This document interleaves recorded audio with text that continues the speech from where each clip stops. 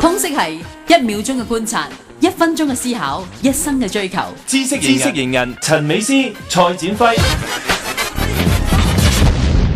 繼續翻嚟知識型人啦，我哋又踩單車踩去第二度噶咯。哇，開心啊！呢度呢，我覺得台灣真係咧，佢做旅遊做得好啊！我覺得即係唔單止係話單車旅遊，佢其他部分佢真係做咗好多主題嘅旅遊。係啊，我最近呢識得一位年青人呢，女仔嚟，佢自己一個人去台灣環島踩單車。咁當然佢就係去到先租單車啦。係啊，佢用咗15日到啦，就還完啦，還咗啦，係啦，跟住中間呢有駁啲火車咁樣啦，咁啊用到自己去到嘅路線咁樣去環一周，咁好開心咁樣翻到嚟啦。咁我哋呢位嘉賓佢都之前去咗呢個台灣。係啦，咁啊 Doogie 咧就玩呢個 fixed gear， 即係梗牙單車啦。咁啊帶住梗牙單車同埋一班單車愛好者去，係啦，同埋咪即係好攰啦，咁樣去踩咪攰過喺香港。即係如果係咯，搭飛機嘅時候有啲咩手續嘅要留意？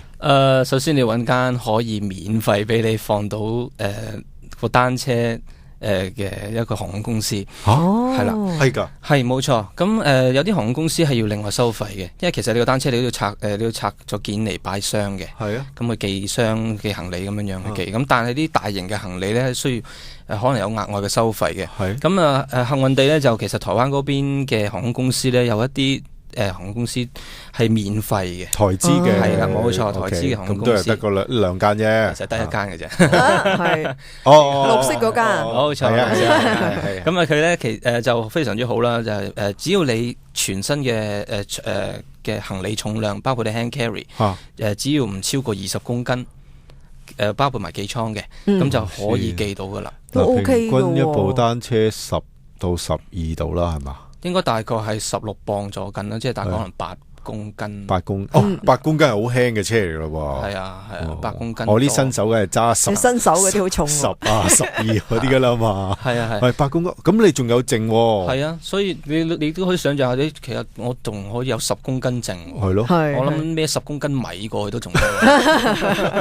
咁個箱就你自己要準備啦。定係航空公司佢會 provide 俾你？唔係呢啲，我哋之前已經做好就 pack 箱，係啦，冇錯 pack 好箱，咁只要去到check in 嘅 counter 嗰邊，跟住就寄箱，係啦，就可以入到去噶咯。咁啊，去到當地嘅時候都好方便，係咪咧？應該呢個單車城市。冇錯，台灣佢最方便嘅地方係因為佢哋個概念人民嘅教育已經接受咗單車係道路嘅使用，所以你可以直情一落機，你一拆箱，如果你唔要個箱嘅話，係咪先？一拆箱，你一冚好部單車就可以踩噶啦，基本上踩入城市啦，係啦，可以踩翻入去例如話喺桃園機場可以踩去呢個台北市中心都得。咁啊，當然啦，我嘅經驗咧就係調翻轉就算將個箱，我就搭埋啲接駁巴士去到台北先拆箱。嗰啲人都會覺得冇乜特別，都係咁樣樣啫。OK 啊，你嚟呢度得睇只係上嚟踩單車啦，咁拎單車咁樣嚇。咁但係路線上面通常你哋會點去？係咪就由台北開始，定係喺台北可能會搭火車去第二度先再開始咧？我都唔會嘅。有好多朋友都會喺其他市去其他城市去起步嘅，咁有啲喺高雄起步啦，咁亦都有係啦喺台南啦。其實係就個機場喺邊嘅啫，講真。咁機場去到嘅地方就可以喺邊度可以開始。咁我哋呢一個 hardcore 嘅車隊暫時就有4個人去咗台灣嗰邊去環島嘅，咁啊分咗2次，咁啊每次咧就2個人去，咁啊我就同另一個朋友咧就第一隊咁樣去。咁如果講喺香港嚟講，應該屬於係第一隊嘅。咁就踩 fixed gear 嘅單車就過去嗰邊，以隊嘅形式去環島啦。咁我哋由台北出發，就踩呢一個anti-clockwise，就即係逆時針，係啦。咁我哋就喺台北啦，就去到桃園，翻上桃園落新竹，係啊，係啦，新竹再落台中、台南、高雄。去到墾丁再去翻台東，再上就去到花蓮、宜蘭啊，咁樣跟住再翻去台北。逆時針喎。係啊，咁啊真係好正，係嘛？咁正喺邊度先？都傑，你話我聽，正喺邊度先？正在風景優美，而且嗰條路真係屬於你嘅。點解咁講呢？我諗相信好多香港人都冇辦法可以享受到喺香港踩單車一條馬路係真正屬於單車嘅馬路。係，我都好想知呢個環島嘅係連貫島㗎，佢係本身已經係預咗就係單車嘅路徑，唔係我喺其他嘅即係所謂一啲嘅公路幹線嗰度同其他車一齊踩，唔係嘅。台灣嘅結構咧嘅道路結構就咁樣樣，分開3種嘅，一種就係省道、國道同埋呢一個 highway 就呢一個高速啦。咁單車可以使用嘅咧就係省道，省道係最早期嘅道路嚟嘅，即係所以就變咗係一啲慢速車可以踩嘅一啲道路啦，安全啲，包括有呢個綿羊仔啊、電單車啊，同埋一啲比較危險嘅咧就係一啲大型嘅可能啲運泥車嗰類，因為佢哋都唔可以上 highway 嘅。咁但係都係間唔中先遇到嘅。但係有樣好處就係佢哋嗰個結構咧就係路面會比較闊落。咁所以其實出現問題嘅機率亦都相對地會細。而且最重要係嗰邊係好接受到單車喺馬路上面嘅，所以變咗你個單車使用嗰條省道嘅時候咧就好方便啦。咁佢路標清唔清楚咧？即係你頭先話逆時針咁去行，我即係當然路線你一定要設計好啦。咁但係我哋有陣時喺海外揸車，即係唔好話單車，就算平時揸車你有 GPS 或者冇嘅時候，你望路標有陣時都好擔心噶。清唔清晰嘅咧吓？其實算係叫清晰噶啦，不過有啲嘢要注意咧，就係如果講緊台灣嘅經驗，就係因為台灣嘅道路咧好多時都會有改建。咁所以有一啲連貫咗嘅道路咧，可能會有時會暫停咁去通行嘅，可能要兜路。咁可能呢啲方面咧，你就算睇住個地圖都好啦，因為冇更新到噶嘛喺個地圖度，係一啲即時性嘅工程咁樣樣，咁可能變咗好多時你自己要有變通喺呢方面，咁要有一定嘅經驗，同埋最好有翻個即係第二方案咁樣去選擇啦，Plan B 咁樣樣。咁但係基本上咧，環島呢個概念喺台灣咧就好容易嘅，點解咧？因為你只要係沿住個海邊就得噶啦，望住個海，一係就喺你左邊，一係就喺你右邊，唔係你點都係左邊，係啦，總之係某一個方向就點都係一個方向。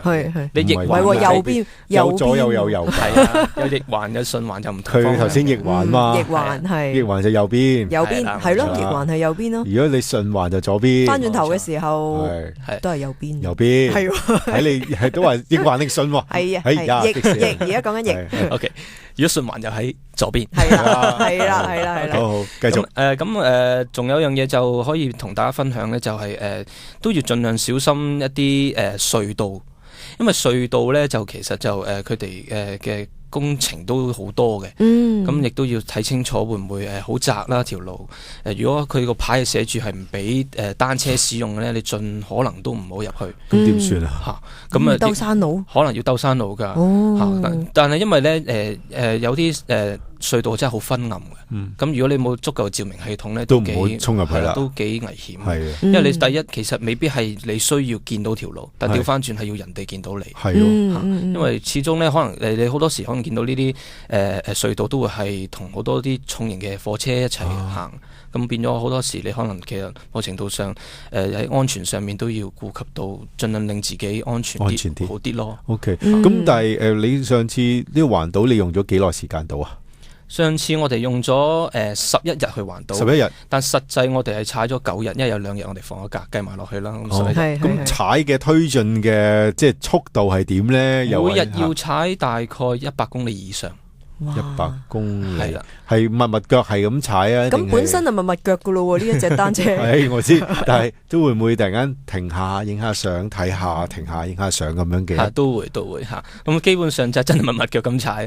但係最辛苦咧係反而係踩山，因為你話台灣嘅山同香港嘅山唔係講笑嘅，唔同嘅。係咁台灣真係需要好多氣力咁上，而且落嚟嘅時候亦都會比較危險，因為比較長。我哋落車亦都比較特別啲嘅落車。落車點樣咧？要 hold 住部車，用對腳吊翻住嗰個腳踏。咁但另一方面可能太快啦，就需要用 skid 呢個技巧去停車，去令佢減速。skid 即係點啊？滑行。咁但係呢方面咧，漂移啊，係啦，可以叫漂移啦。drift 係就有啲類似咁樣嘅方法，冇錯。咁但係呢一樣嘢就需要熟練咯。如果唔係就會好危險。呢個要練習啦。同埋有樣嘢頭先提過就係環島嘅時候，始終有好多重型車一齊咁所以變咗好多沙石，咁路面嘅情況未必係好嘅，對個車胎係啊，所以亦都需要帶定多啲repair 或者一啲復修嘅工具，一啲零件啊，或者一啲可能啲胎都要拎多啲過去咁樣咯。OK，咁啊，即係經過咗呢10幾日之後咧，我諗佢腳骨力又進步咗。Doogie， 你哋嘅會唔會有個網站啊？或者你呢次去台灣遊有冇啲相？啲聽眾有興趣都可以望下嘅，都可以。各位可以其實去到 Facebook 啦，去 search 就直接 search Hardcore Ride，Hardcore HARD